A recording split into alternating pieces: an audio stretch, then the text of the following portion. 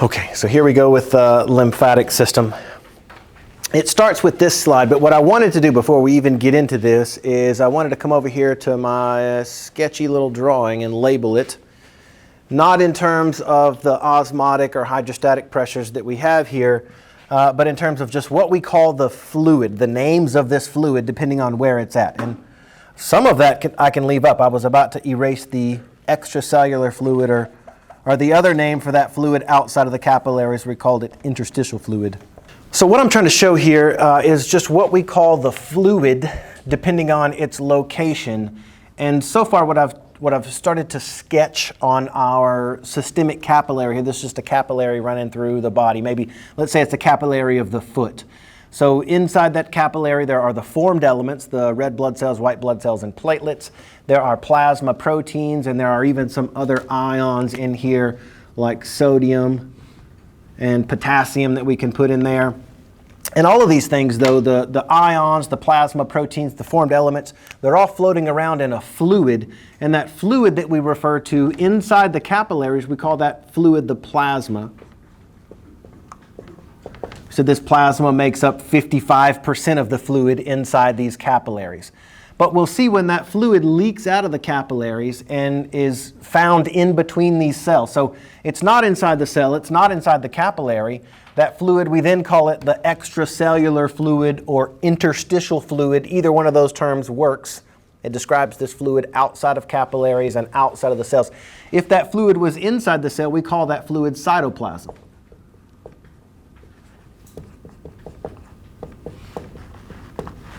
So the fluid inside the cell is the cytoplasm. If that fluid leaks out of the cell, we then call it extracellular fluid or interstitial fluid.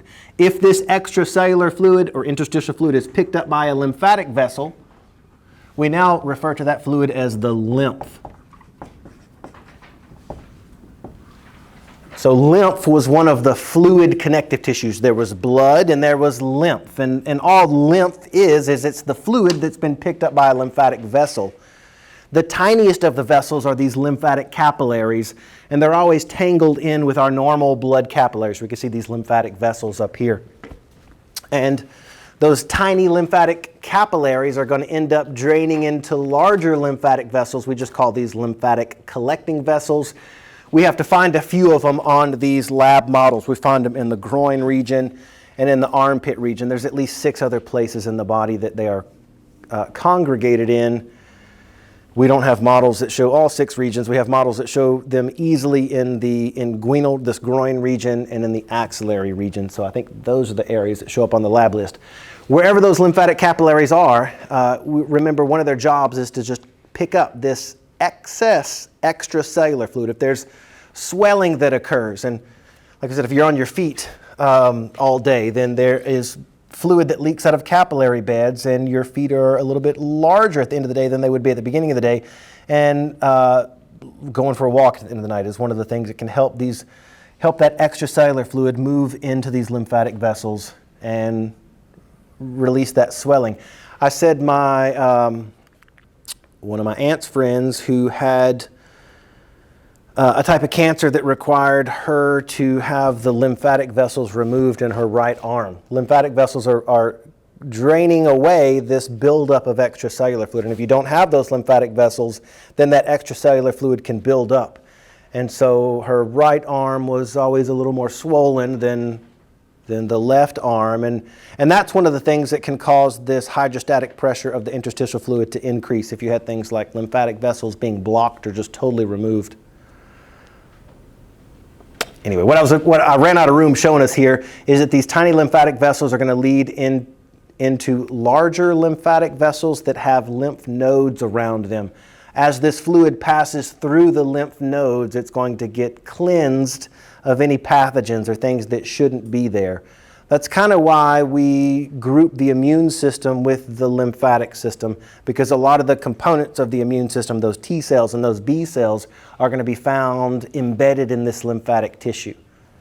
The first place that we've mentioned so far are those lymph nodes where we encounter some of those immune cells. Just to point, and this is on another slide coming up, but we can see that these lymphatic collecting vessels, once they move through lymph nodes, are going to merge. These are like smaller creeks that are draining into larger rivers. So the smaller creeks, in fact, the smallest ones are the capillaries. A slightly larger creek would be one of these collecting vessels. And each of these collecting vessels are going to end up draining into one of the 5 lymphatic trunks. So these are larger rivers.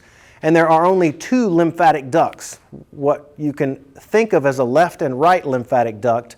The left lymphatic duct gets called the thoracic duct instead of left lymphatic duct. We'll see these on the lab list. Right lymphatic duct, and then what we will call the thoracic duct. Acts like the left lymphatic duct. Anyway, all of these lymphatic ducts, there are only 2 of them, left and right lymphatic duct. They all drain into right above the heart.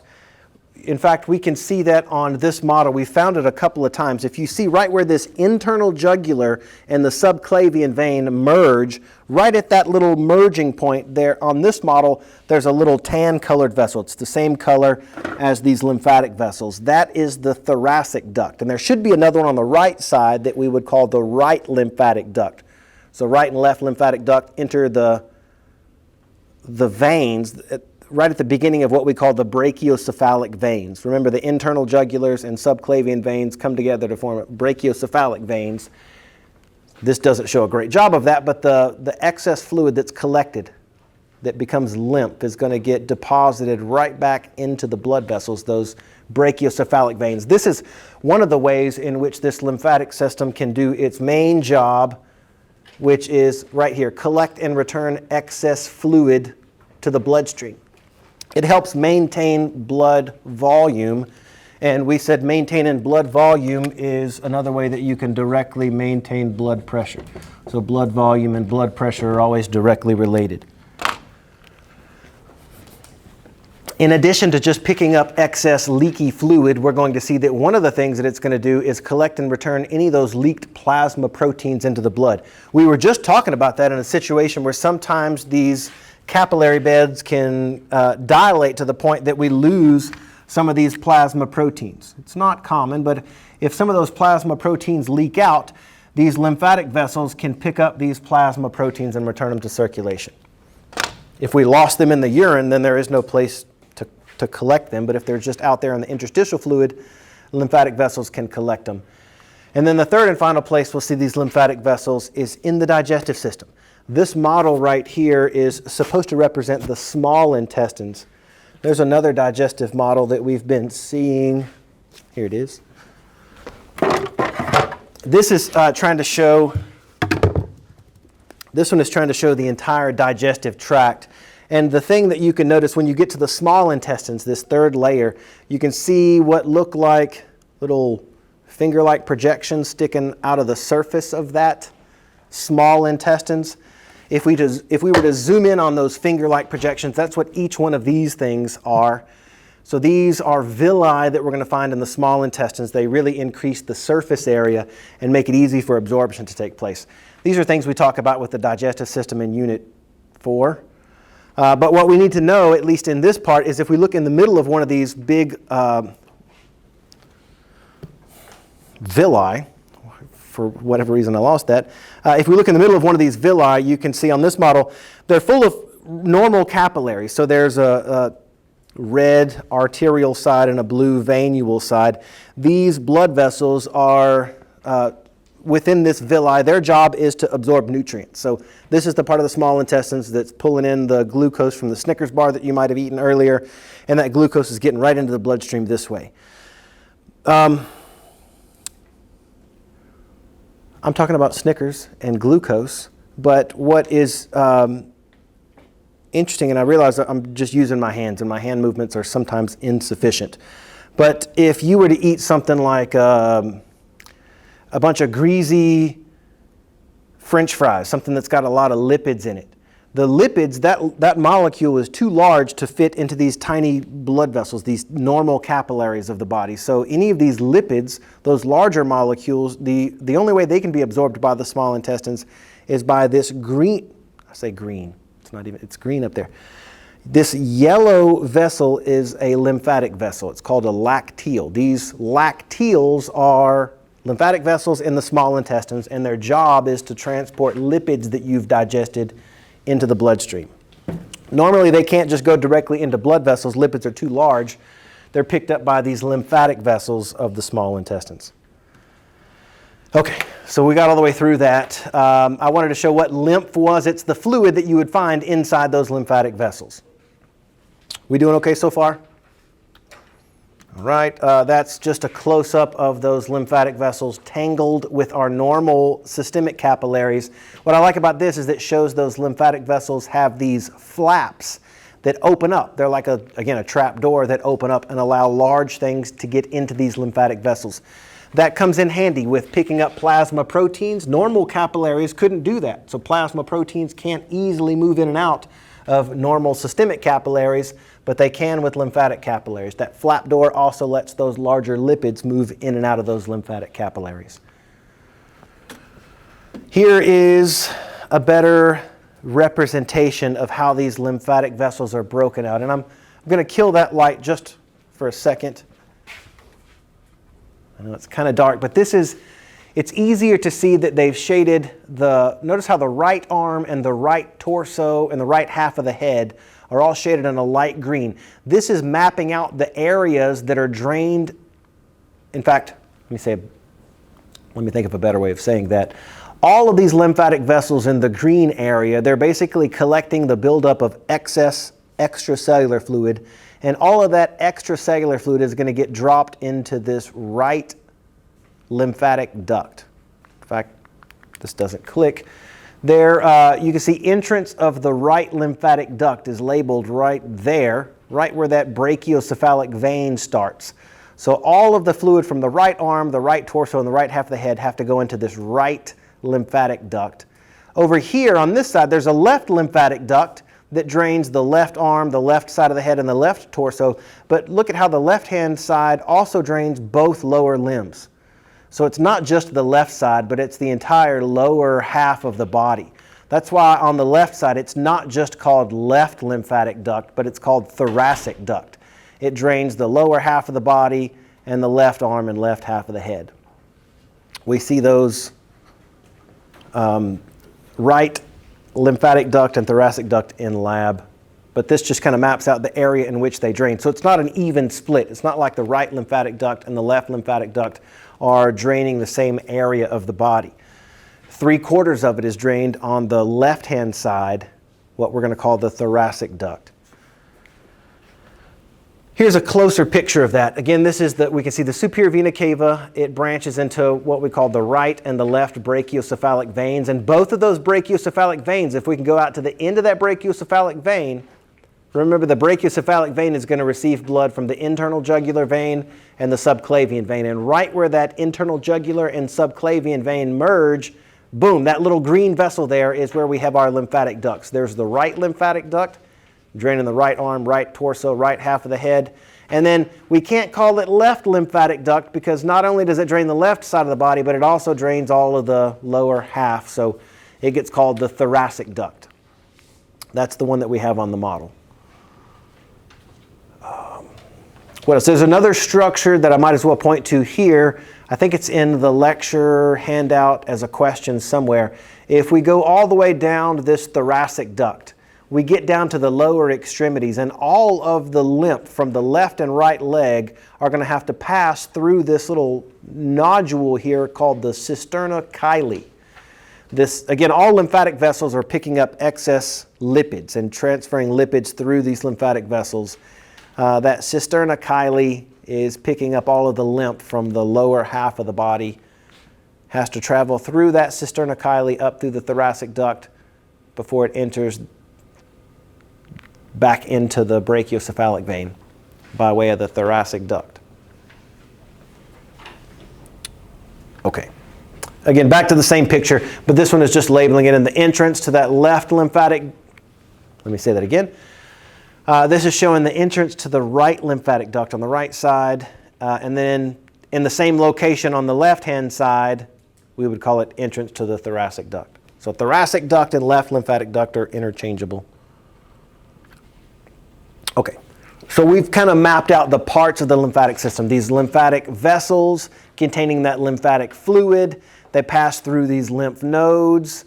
Eventually, these lymphatic vessels drain into larger lymphatic ducts, and it's those ducts, the right and left lymphatic duct, that carry that fluid back into circulation. So it starts by leaking out of the capillary beds, it enters these lymphatic capillaries, and they end up cleansing that fluid before returning it right back to the blood vessels. So that's the lymphatic part. Let's talk about the immune component in here. We're going to see embedded in things like lymph nodes, there are going to be immune cells that we call lymphocytes. There will be T lymphocytes and B lymphocytes. We'll talk about more of them on Thursday. We'll see that it's like 80% of the lymphocytes are T lymphocytes. About 10 to 15 of them are B lymphocytes. And then we'll talk about natural killer cells. But we're not into Thursday's lecture yet, so we'll just call them lymphocytes for this lecture. Lymphocytes are those immune cells. They're one of those types of white blood cells that were roaming around the body looking for things that don't belong. Those lymphocytes, they like to hang out in lymphoid tissue. And we'll be able to see lymphoid tissue because it has recognizable patches of lymphocytes. I'll show you what we'll look for whenever we get into some pictures of tissues. Lymphoid organs have lymphatic tissue that's just full of lymphocytes. So things like the spleen, things like the tonsils, these are going to be lymphoid organs that have patches of lymphoid tissue. We'll see this in the appendix and at the ends of the small intestines. These are all examples of lymphoid organs that have some type of lymphatic tissue. And the function here of the The function here of the immune system, so those lymphocytes and lymphoid tissue, they're just trying to find cells that don't belong, whether those cells are bacteria cells or fungal cells or protozoan cells. Maybe they're not cells at all. Maybe they're just little pieces of DNA or RNA. It could be a viral particle. Anything that doesn't belong is going to be targeted by these lymphocytes. They target them in different ways, so when we get to Thursday's lectures, we'll see how the T cells target things that don't belong, and how that's different than how the B cells target things that don't belong. Right now, we just need to know they're part of the defense mechanism. Are we doing okay? Is this too dark? Can I proceed like this? Okay. We're probably halfway through the slides already. So this picture once again.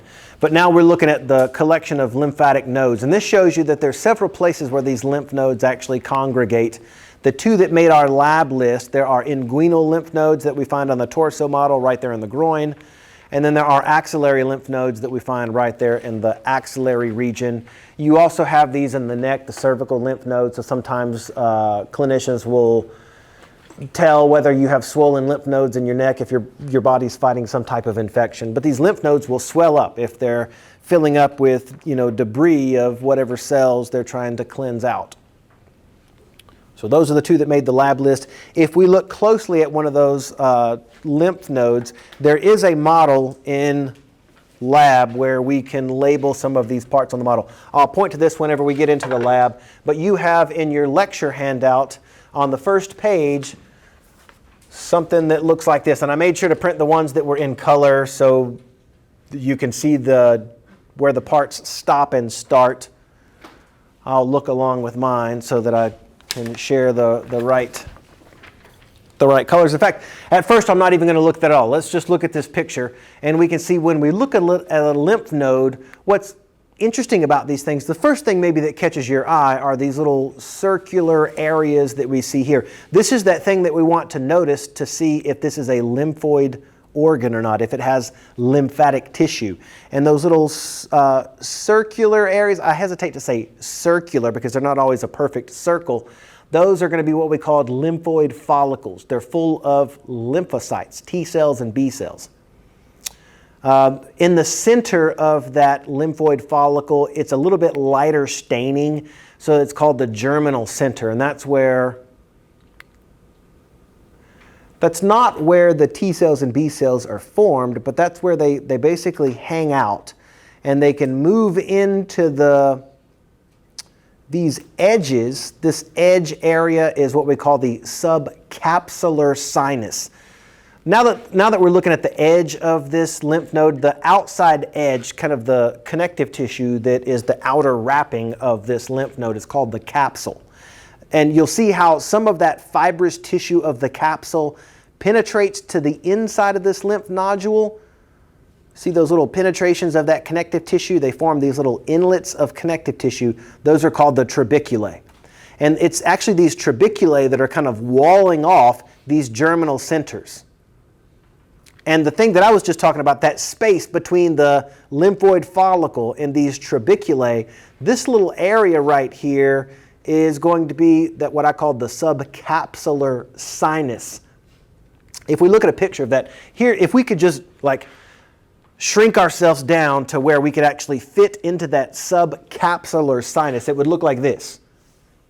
And those little fibers that we see, those are reticular fibers. Those are the thin little connective tissue fibers that really just act as an anchor point for cells to situate themselves to. Those cells that we see anchored down to these tiny little fibers, those are lymphocytes, the T cells and the B cells. Okay, so let me go back to this picture. And you can see those little dots. Those are a few of those lymphocytes just kind of hanging out.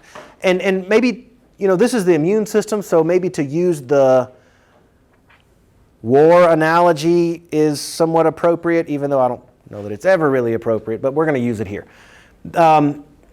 These little lymphocytes that are in that subcapsular sinus, they're on the front lines. They're trying to encounter, like maybe these would be the cops that are out on the streets. And then all the cops that are like back at the station, or the troops that are not yet deployed, these are the ones that are in the Germinal Center. And when they want to go out and see some action, then they go into these sinuses. There are subcapsular sinuses, and then when we get into the middle area here, the middle areas are always called the medulla. So you remember middle and medulla go together. If we go into this medulla region of the lymph node, we can see within the medulla there are these areas called medullary sinuses. And you can see how that subcapsular sinus and the medullary sinuses are just continuations. Those reticular fibers kind of stretch and create a little bit of a space here. And what's really flowing through that space, through the subcapsular sinuses and the medullary sinuses, is that lymphatic fluid, this fluid right here. It's going through these lymph nodes, and what I think is kind of genius about the design of these lymph nodes is that it's basically built to create a traffic jam. You've got, look how there are multiple ways to get into this lymph node. All of these are called afferent vessels. There are multiple afferent vessels bringing fluid into the lymph node. More ways in than there are out. There are only 2 efferent vessels. So just by the way that it's built, more fluid is going to enter these lymph nodes and is going to be drained away. So automatically there's a backup of this lymphatic fluid. And that slowing down of the lymphatic fluid allows those T cells and B cells to check everything out. So again, fluid comes in through the afferent vessel. It moves through the subcapsular sinus into this medullary sinus, and then eventually out the efferent vessel. And along its way, it's being checked out by the lymphocytes that are either in this lymphoid follicle, or as we get to the medullary area, you can see more patches of those lymphocytes, T cells and B cells in the medulla. They form these little cords, little strips basically that resemble a cord. So medullary sinuses are hollow areas. Subcapsular sinuses are hollow areas. They look like this, with just a few of those lymphocytes that are looking for things that don't belong. Here's a slide of that. You can see there's that capsule. You can see the trabeculae that are walling off those separate lymphoid follicles. You can see the light germinal center in the middle of each of these lymphoid follicles. That dark staining outer rim of cells, that's the lymphoid follicle, the dense area of lymphocytes. As we get into the middle of the lymph node, we can see those hollow areas right there, the lighter staining areas. That's the medullary sinuses. And then those darker staining areas, those are bands of lymphocytes, cords of lymphocytes. So we call them medullary cords. We should see some of those things on that lymphoid model in lab. In addition to what we've just seen so far. What did we just see? I got to go back. We're just talking about lymph nodes, okay. In addition to lymph nodes, the only thing that we've talked about so far as our lymphatic organs that house lymphatic tissue, there's going to be a list of other lymphatic organs, and we can see them kind of highlighted in a yellowish color here. We're going to see that,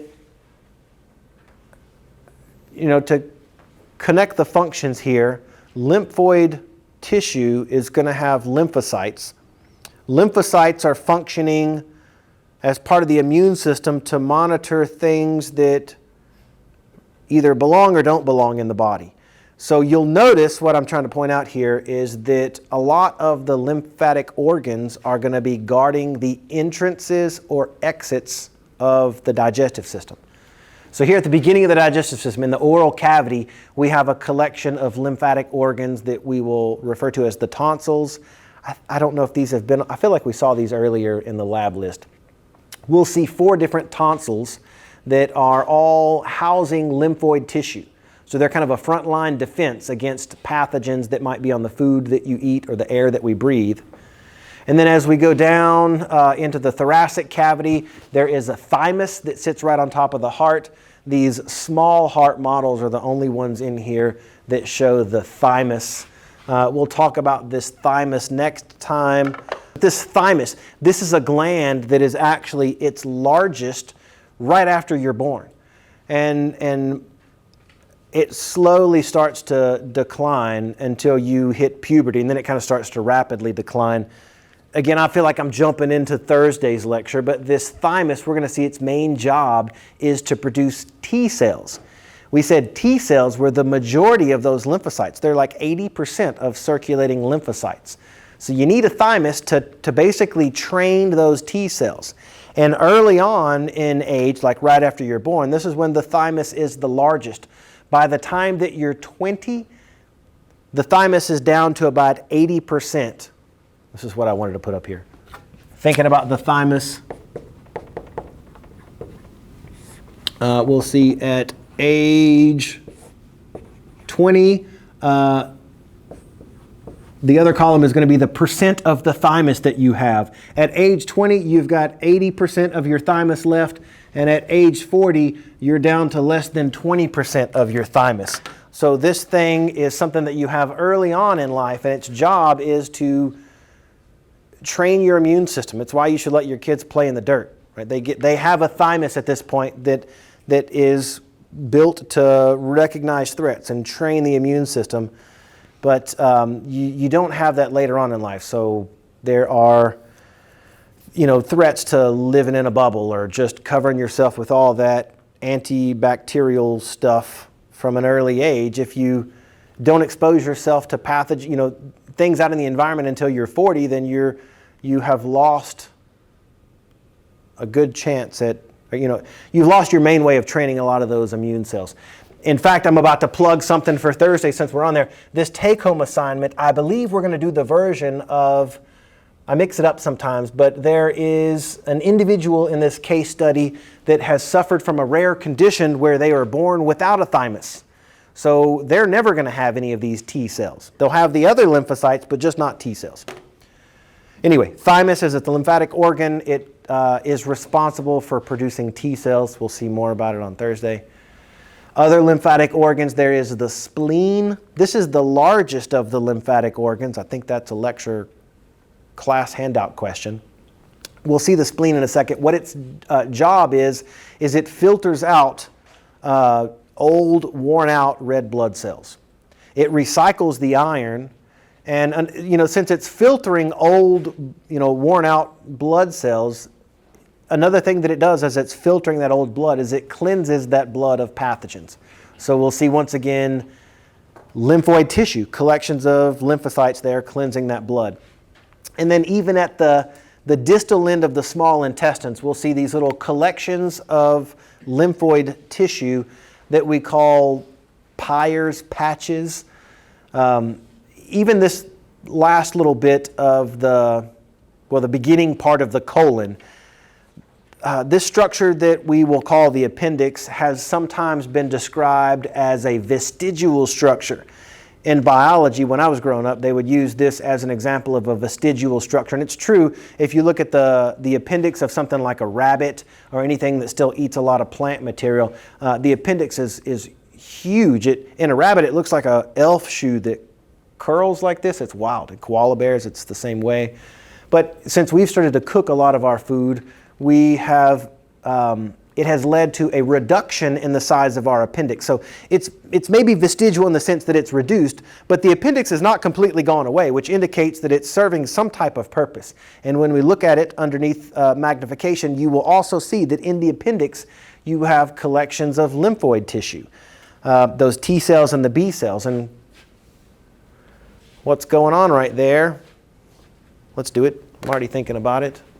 I'm going to get rid of our to-do list real quick, just to put something up on the board. We're not in the digestive system just yet, but let's draw a piece of it and talk about the lymphatic system again real quick. I'll let this little bit right here be the last bit of the small intestines. So that's the ileum. The last bit of the small intestines. The small intestines is going to lead into the large intestines, which I'll just maybe draw like this.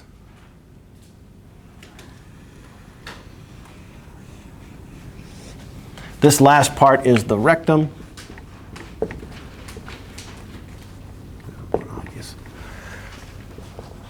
But the other parts of the colon, there is this bit. So let's get another color. This will work. We know that food is going to be coming through the small intestines and then into the colon. It's going to make its way into the colon and go up. This is going to go up, over, and then eventually down before it makes its way out. So when we're labeling this, the first part of the colon we'll call the ascending colon.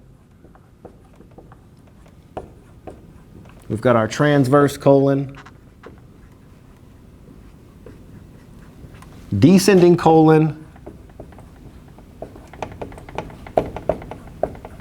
This little S-shaped area is the sigmoid colon.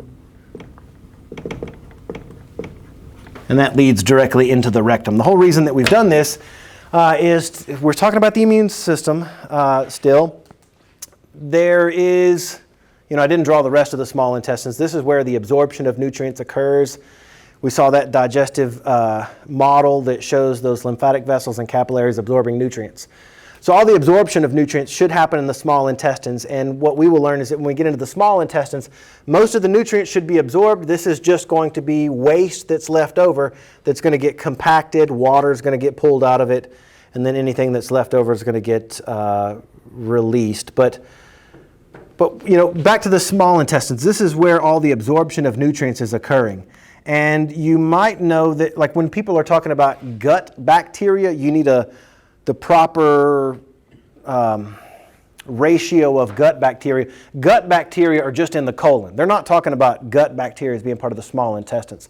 And it's true that you have to maintain a proper diversity of gut bacteria. So there are certain gut bacteria that are obviously beneficial to have, some are not as good to have, but all of the gut bacteria, it's here in the colon. We don't want any of the bacteria getting into the small intestines. And there is, again, we're not quite into this part yet, there is a valve right here that we're going to call the Ileocecal Valve.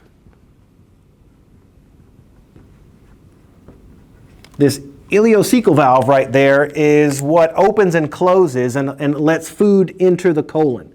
When it closes off, nothing should be able to get back into the small intestines. In fact, when guys have colonoscopy, in fact, anybody, I guess not just guys. I don't know why I say that.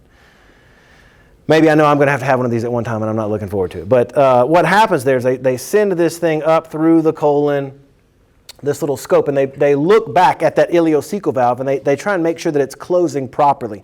If that ileocecal valve is opened, if it doesn't shut, then gut bacteria can have a way of getting into the small intestines. We don't want like we saw, there are blood vessels that are absorbing things from the small intestine. So if bacteria get in here, they could be absorbed into the bloodstream. To prevent that, we're going to see there are immune cells that basically line the small intestines. They line that mucus layer of the intestines. This is what we will call MALT. It just stands for mucus-associated lymphoid tissue. It's within the mucous membrane of the digestive tract. And its job right there is to prevent any bacteria that get back into the small intestines. We started this by talking about the appendix. The appendix is right here. It's a little tube that's connected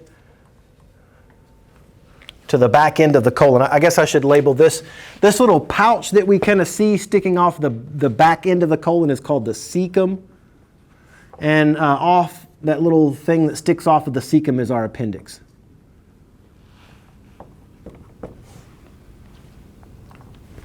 So that appendix, if we look at that appendix, which we're about to see, it too is going to be full of lymphoid tissue. And the job there, that lymphoid tissue, is to be the frontline defense against any bacteria. It keeps the gut bacteria populations low near this ileocecal valve. Should bacteria get in, we're going to see that the walls of the small intestines right there near the colon, right in these areas, are going to be lined with their own patches of lymphoid tissue. Now that I've said all this, let's look at the slides. This is just showing a cross-section through the thymus. We can see it sit right on top of the heart. Probably not the best slide of the thymus that we see there. We'll see it on the model. We'll talk about it a little bit more on Thursday in terms of training those T cells. So the thymus is on the list for lymphatic organs. The spleen is on the list for lymphatic organs. And maybe we can put something noteworthy for the spleen. It's the largest of those lymphatic organs. If we zoom into this splenic tissue, I like this picture right here because it shows, if I can find my pointer, the artery is taking blood into the spleen. The spleen is filtering out old blood. And notice how the arteries, when they're taking blood into the spleen, the first thing that these arteries encounter is this white pulp. The white pulp is all of the lymphoid tissues, the T cells and the B cells. And they're the first thing that blood encounters when it leaks out of these arteries. So that blood is cleansed before it leaks into these blue areas, the splenic cords and the splenic veins. So this white pulp, that's the lymphatic tissue. It surrounds those arteries. The first things, it's the first thing that encounters the blood that leaks out of the arteries in the spleen. So that most important thing right off the bat is to cleanse that fluid before it gets any further into the spleen. So spleen is the largest of the lymphatic organs. Here's a cross-section through that splenic tissue. And you can see it's kind of faint, but you can see those lymphoid follicles.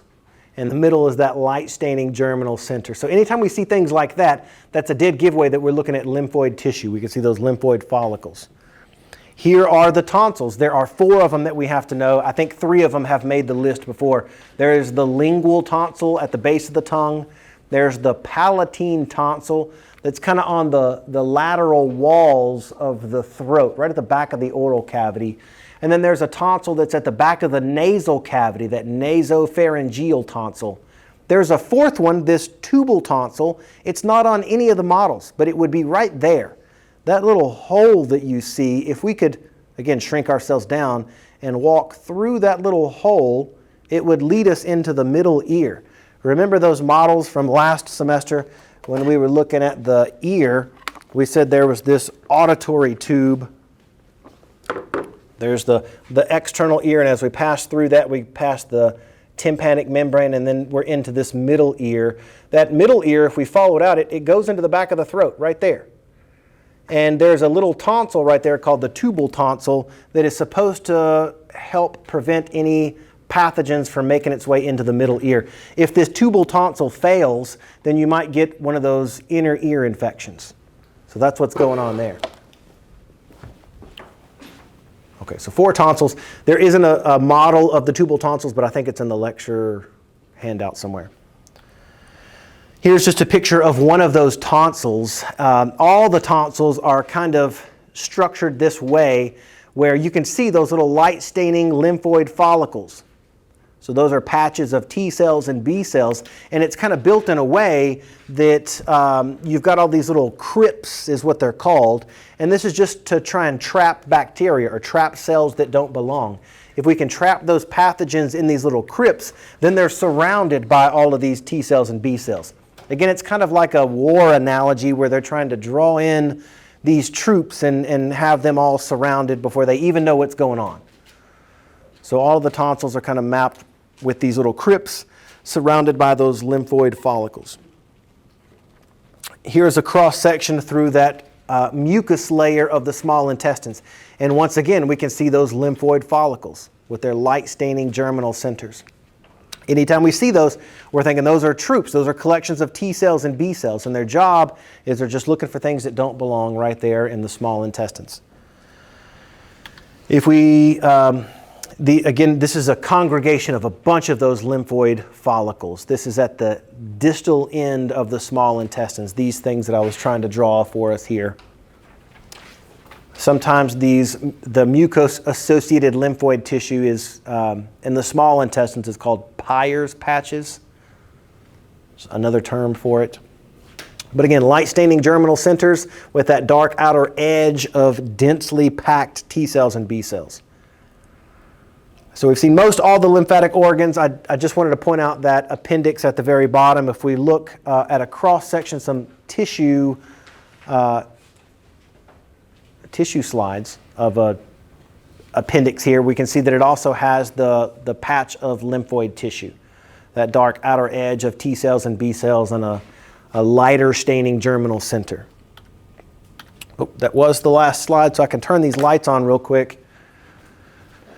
Just 24 slides for the lymphatic system, and it's a pretty short list of lab stuff. I've got additional copies of the lab list up here. If you didn't get to grab one, I will grab our lymphatic models and make my way to this side of the room.